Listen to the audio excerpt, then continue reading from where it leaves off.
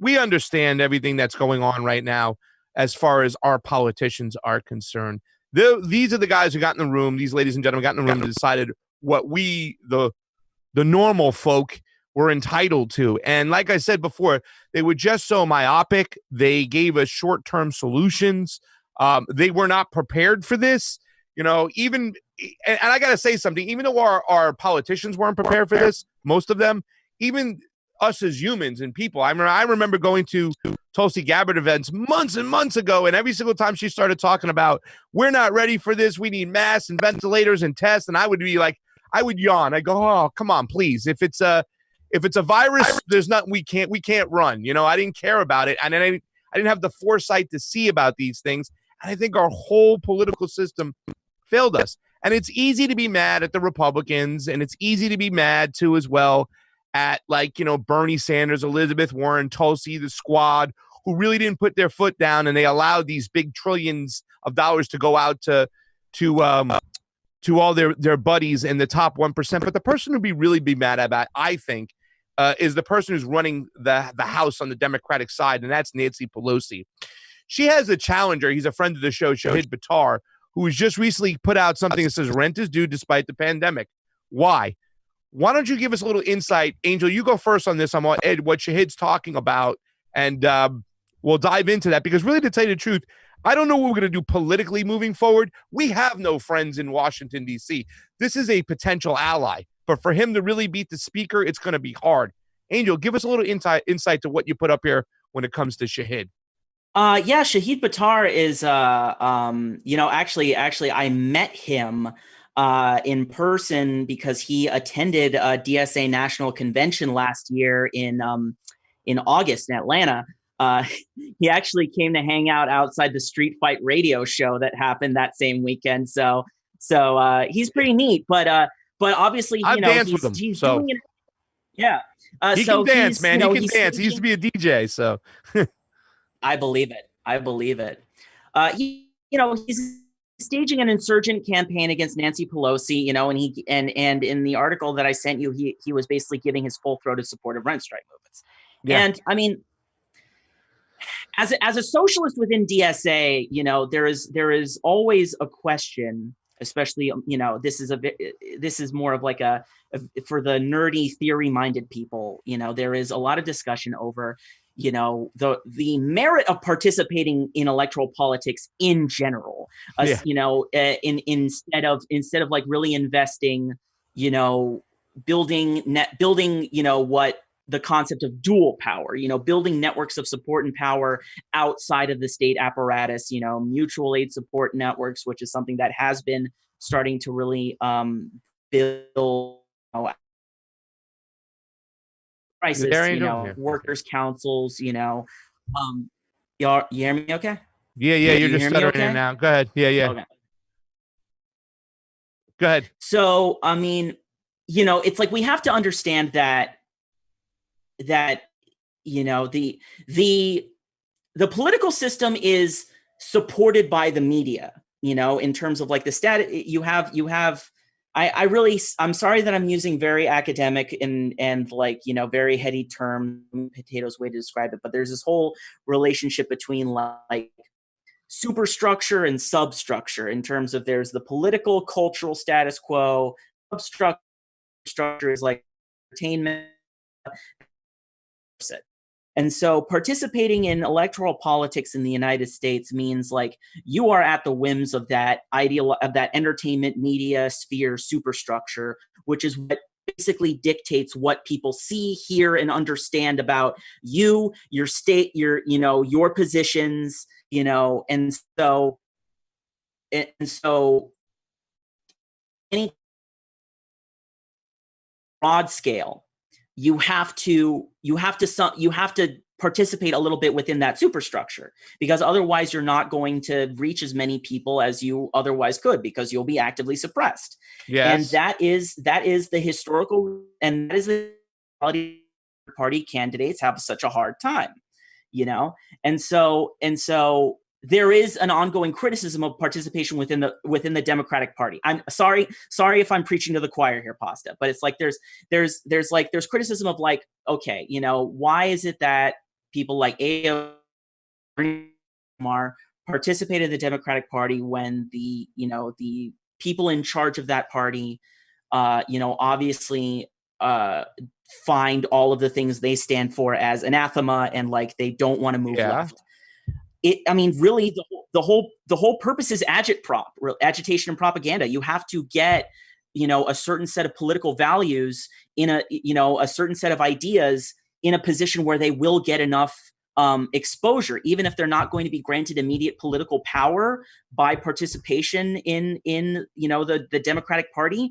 More and more people are seeing the ideas and the goals and the tactics espoused by people like Bernie Sanders, AOC, Ilhan Omar, Rashida Tlaib, and then they are seeing how people like Pelosi and Chuck Schumer, and Tom Perez, trot purposefully, and of course during this whole primary season, very bold-faced and nakedly suppress them. So there isn't even in our defeats, there is a victory of continuing to highlight those contradictions, highlight the contradiction between the supposed goals, supposed mission of the Democrats to support class, to support marginalized people, and what they actually do in deed and in policy. And that will lead to more people becoming disillusioned and more people asking, what is the other option? And whether that means another political party, whether that means more radical organizing, that is to be seen as far as where the actual organizing power will coalesce around and actually result. But it's the heartbreaking reality of socialist anti-capitalist organizing is that it is a long-term project. Well, we will have to. I think one of the building power. I think one of the parts is the fact that it's such a big label when you use the word socialism, whatnot, and stuff. Because I'm not necessarily anti-socialist. I'm not anti-capitalist. I want some type of quasi. I want to take the best of both. I don't believe that's called being a social democrat. Well, of sorts too. That's. Yeah, in some incidences, but what is the option, Madeline, moving forward? Because what Angel said, I kind of agree with to some extent. I'm saying? I don't look at the squad as agitators. I look at them as grandstanders who will eventually capitulate to what Nancy Pelosi wants. And especially on certain issues that are important to me, like when it came to Venezuela, AOC was off. When it came to Presley, her endorsement of Elizabeth Warren was kind of funny. Even Ilhan Omar, she's been all over the place when it comes to certain things. Yeah, I like the fact they've been agitators at certain times, but it seems at the end of the day, you can't make any waves within the Democratic Party. Being a person who just worked for the Bernie Sanders campaign, what is your option and what are your thoughts moving forward politically? Great question, Pasta. I think a lot of us who just, experienced, hardcore what a loaded, supposed democratic process looks like. I think a lot of us are having a true reflection moment, really trying to ponder how we want to use our energy to move forward, right? And where our energy is best spent. The electoral process and the DNC and that, our supposed democracy is really, really hurting. A lot of people are fed up with even participating. And that doesn't necessarily, even if you withdraw, that doesn't necessarily get anything done in the system you're trying to expose and transform. So I think there's just we're having this kind of pause moment, much like the COVID crisis itself, where we're really having to acknowledge that the world we thought was there is not, and that the corruption, the rot is even deeper than maybe some of us anticipated. So I think there is this really interesting moment and crossroads that a lot of organizers are in, where it's like, hey, do we work within the system and try to transform it from within? Or do we completely extricate ourselves from a corrupt system and build new mechanisms of support and power and force the politicians to come to us? So for me, I am definitely engaging in more community power building in this moment. I gave everything I had to the campaign, to the Bernie Sanders campaign. I think that a lot of us did a lot of really great work, but it was very clear that the systems of power were stacked against us, and that those hurdles were not able to be overcome. And in fact, some of those realities weren't even acknowledged or strategized effectively from within the campaign. So for myself, it's like, hey, okay, so I want to take a step back, learn a little bit from, what this kind of spectacular defeat and this head-to-head matchup of people power versus establishment power. I want to kind of go, wait, where is the need? How do we replace and call to account these systems of power that have not understood the power of working people, the power of folks who have not been acknowledged by our democracy, who aren't being supported by our democracy? How do we really work with them so that they can demand more from a system that has been weaponized against them? Yeah. So that's where I'm at, where it's like, okay, I know I'm going to engage electorally again. It's something I really believe in. I believe in inside, outside. I believe that you need to work within the system while you're working on replacing the system. Diversity of tactics. Exactly. And we can, and I think this is kind of a segue, but I think we as the left can really get better about having more solidarity around realizing that there is a diversity of tactics necessary, and that not all of us need to play the same role in order to be effective. If you look at the Koch brothers and this sort of massive mind meld they've worked on over the last 40 years, it was by entering every single institution of power, as well as developing their outside power build that have, of course, with almost unlimited resources, which, the little different levels of resources that we're working with. But that's really how they built a strategy that has been so effective in shifting the mindset of America over a very long process. And it is by diversity of tactics. And we on the left need to do a similar diversity of tactics to really shift the cultural mainframe. Let me jump in here, because I think that's where we're kind of like, see, what ideologically we might be more on the left than we are on the right. I think that's very simple for a lot of us to say. But politically, I found out that I've had a lot more in common with people on the right than I have on the left. For instance, I'm all about transparency. I'm all about fair elections. I'm all about, our civil liberties being protected. Well, it's little small members of the Libertarian Party, like Thomas Massey, who was the only one to call for a recorded vote on the CARES Act, the only one to call for transparency, the only one to say, let's stop giving out these big donations to up top. So that's why I find it an interesting question, because I know you're at that pause moment, Madeline, because a lot of people thought they're just going to go into the left, change things on the left, and get it done. Why haven't we, if we're using a diversion of tactics and we're using all these tactics, why hasn't anybody tried to go do the same thing on the right? Because I don't believe it's about right or left. I believe it's about all these issues on the periphery that which really we have a lot in common, that being the libertarians with your civil liberties, election integrities. They are way more non-interventionist on the right in the libertarian movement there are on the establishment left, where we do care about Medicare for all and a Green New Deal. They might not agree about those things, but it seems like the cancel culture of the left is to say these people are no good no matter what on the right and demonize them. So I have something to add, but I'll let Madeline go first. But I definitely want to respond to that question after Madeline's done. We got 9 minutes. Nine minutes. Well, Madeline, go first. I'll be brief and passionate. I think if the world is a circle, right, we're discovering that we've been divided and chopped into so many pieces, and actually we may be on a spectrum much closer to folks considered a hard right with the left than we actually are with the more centrist establishment folks. And I have been really intrigued and had ongoing conversations with my friends who are on the right, more libertarian seeming, and really I found a lot of commonality in the issues that we see. It just is maybe our approaches to how we see vision solving those issues that can be very different.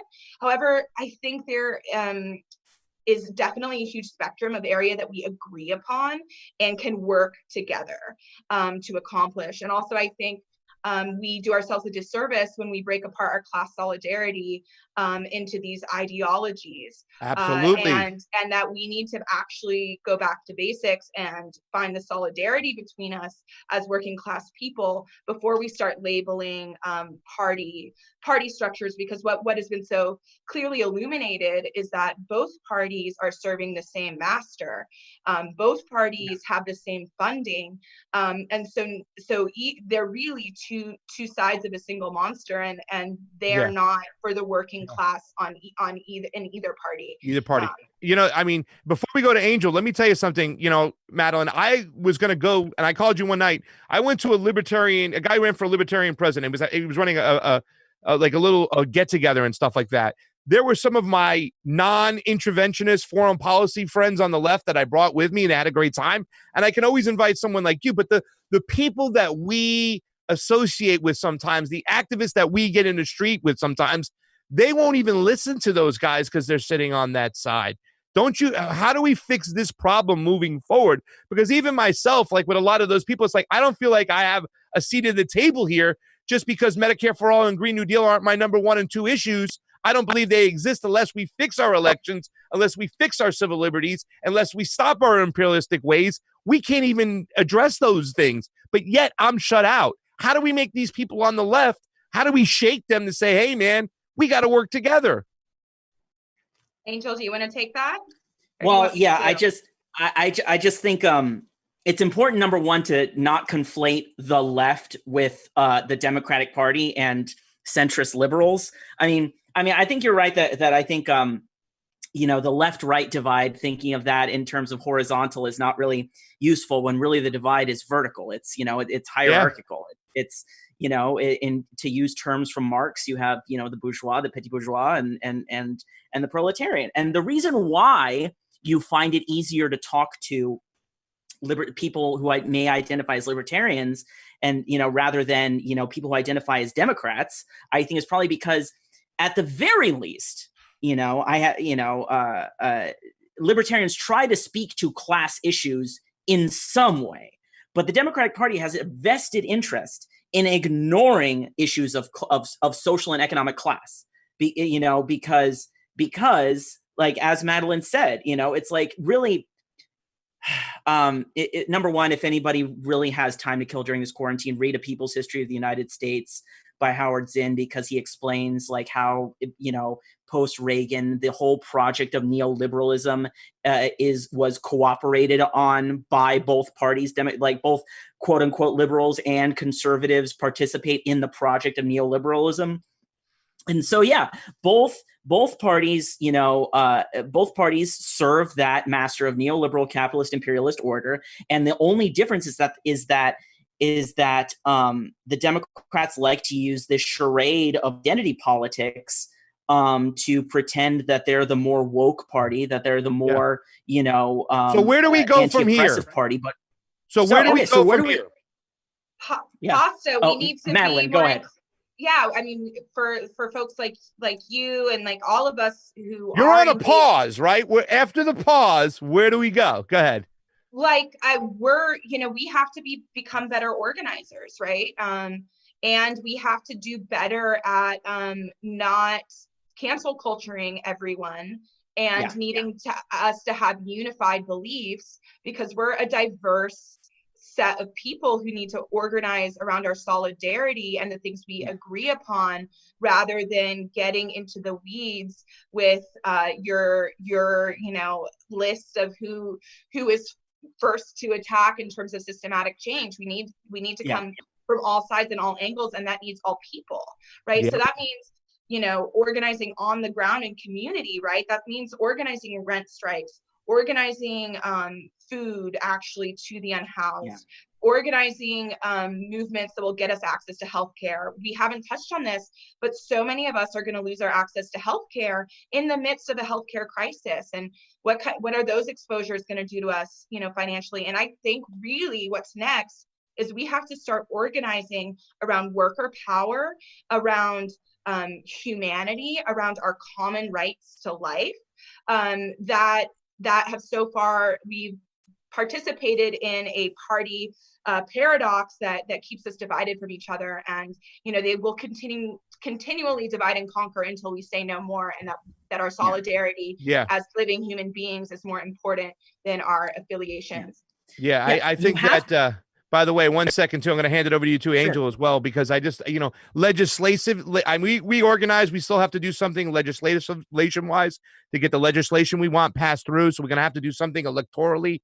And right now, I think we're trying to figure out what's what. Do we need a leader of this movement? But Angel, I want you to wrap it up and tell us what we need to do, because my suggestion is we got to start eating somebody. I have cooking skills and I'm starting ready to eat the rich. I think I can braise some of the elites, the elite 1%. I can make a good sauce. I'm trying to be a little funny here, but what do we got to do? 2 minutes, wrap us up, buddy. I've had a specific vision that we vivisect CEOs like Jeff Bezos, and then we make them watch as we make menudo out of their entrails. That's my specific fantasy. There you go. But okay. You need to speak to people's concerns, and you need to present a political vision that speaks to their concerns. And if they don't see things your way, even Mao Zedong said, you have to struggle with people who aren't radicalized yet. And by struggle, meaning putting in the work of trying to engage with them to make them understand why they will benefit from embracing a vision of change that, that includes class consciousness, that includes class solidarity. You have to reach out to people that say if you have to explain to people why a green, why sustainability and eco-socialism and anti-imperialism and anti-interference are one and the same thing, because then you have to slightly digress. There's a whole idea of one of the world's biggest polluters is the U.S. military. So you have to do that. Yeah, you have to do that work of making people understand that what they think is disparate issues all connect through the same material, circumstantial, and ideological through line. And once you get people to understand how they're related and not think of things in terms of discrete, separated, and compartmentalized and segregated issues, that's when you can start to get people to really feel engaged with their own political power and the willingness to exercise it in various ways outside of the ballot box every 4 years. Hey, you know what? The first part of the show was great when we talked about what was going on the ground. You guys gave some great insight. The middle part, we talked about rent strike. I think it's necessary and what we need. But the last part is tough, guys, because I don't know where we're going from here. If I had some karaoke right now, I'd be saying, where do we go from here? Because it's just a mystery. I think, Madeline, you worked. Yeah, Madeline, go ahead. Say another thing. Go ahead. Sorry, just to be really quick, I think we have an incredible opportunity here to organize power and force the politicians to come to us. And it's this type of pandemic, it's a rare state of emergency that can actually force change through need. But that's only if we organize and demand change from the power base.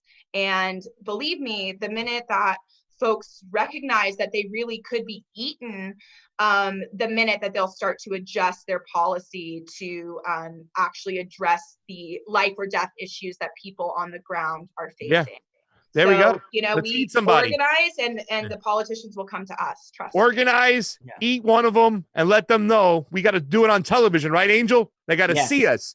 Pasta, whenever you ask yourself what direction to go to, just remember there is only one direction in which to go. Hasta la victoria siempre. That sounded beautiful.